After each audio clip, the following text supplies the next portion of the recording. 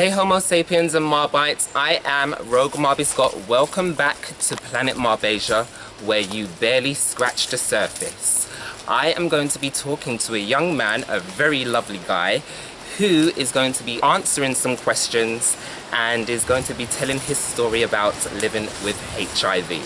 So stay tuned and watch the video. So Homo sapiens and Marbites, I am joined with Jason. Nice to meet you, Jason.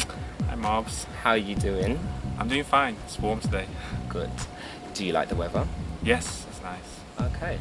Just tell us a little bit about yourself. Tell us how old you are and a little background on yourself. You don't need to go into too much, but be comfortable in what you tell us. So I am sort of a country boy and I'm past 40, that's what I'm going to say. I'm going to reveal my age. Okay. And I've lived most of my life here, but I've also lived in Los Angeles. And I've got sisters, I work hard, I'm a computer geek.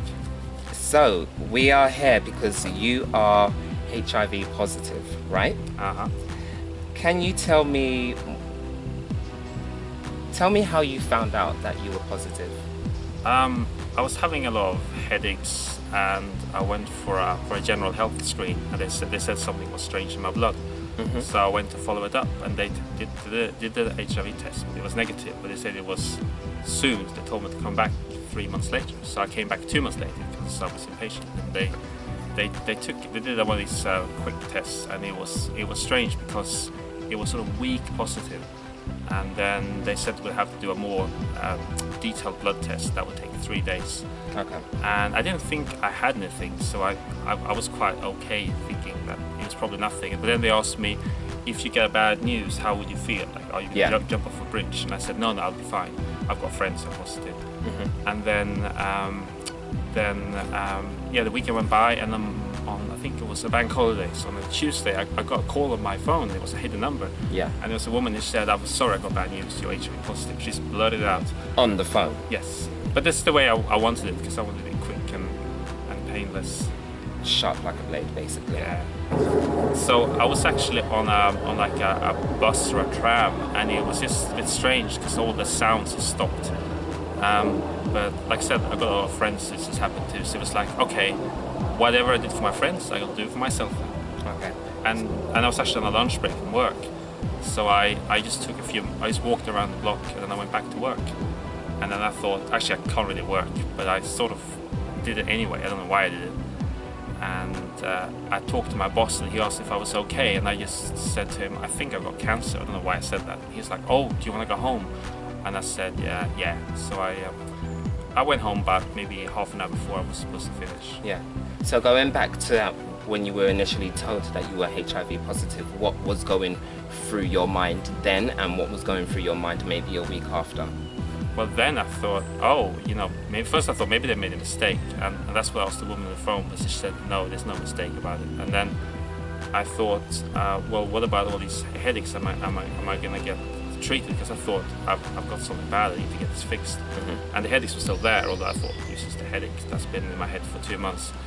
And she said, oh, you'll have to talk to the doctor, and they scheduled me for an appointment the next day, which was great, so I didn't have to wait. And then I went and saw the doctor, and actually I didn't see the doctor, I saw a consultant, and he was a bit more, he was deferring me when I asked about seeing a doctor, and they said, well, you're in the system now, you'll see a doctor in 3 weeks, until then you get no treatment, just take aspirin and go home kind of thing. But he asked me if I was okay, and I said yeah.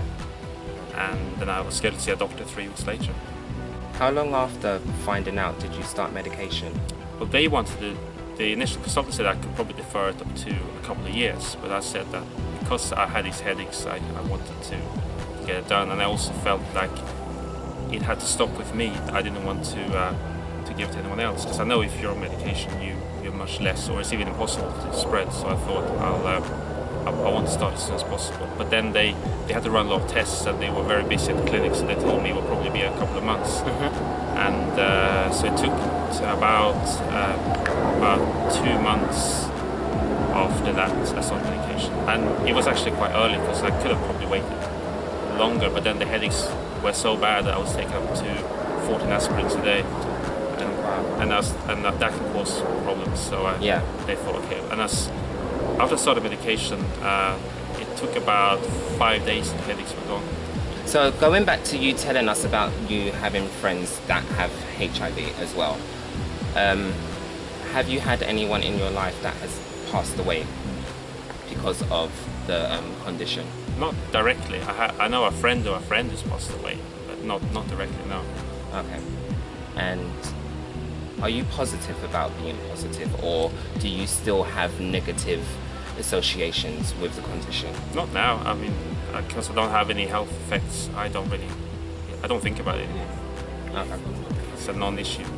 So medication has become much better since the 80s, when HIV and AIDS were, a danger, and there have been stigmas obviously with the condition.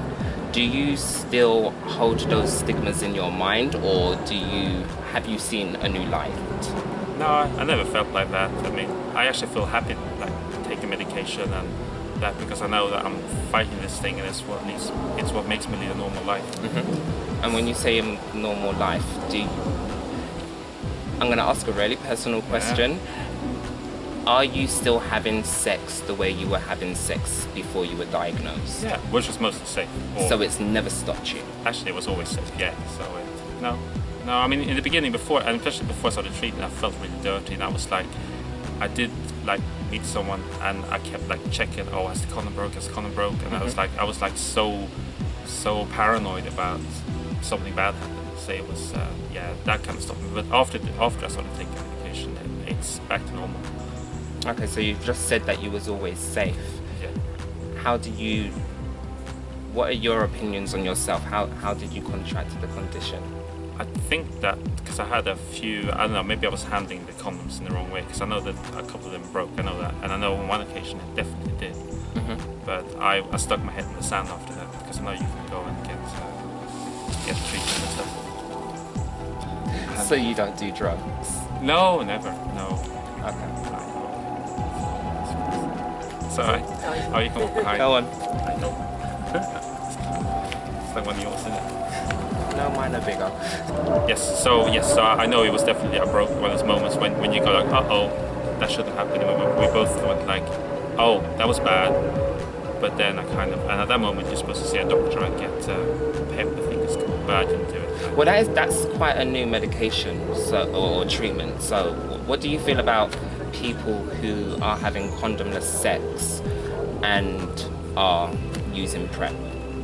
Oh, that's a new thing. I was talking about the one you get when you have an accident. But yeah, the one that we have as a prophylaxis, I think it's a good thing, because it clearly stops it, and people are gonna have like unsafe sex regardless, because people may be depressed. A lot of people just live for the day. Mm-hmm. They take drugs, or they have some kind of other mental issue or mental block rather, where they don't want to use condoms. So I don't think that would change it one way or the other. I mean, if I had the option, I would have been on it, and this wouldn't have happened. Yeah. Do you think that these after morning pills for gay men are contributing to the rise in HIV and AIDS? No, they're probably stopping it. Otherwise, it would probably be even worse than it is. Because I know it definitely stops it if you take it straight away.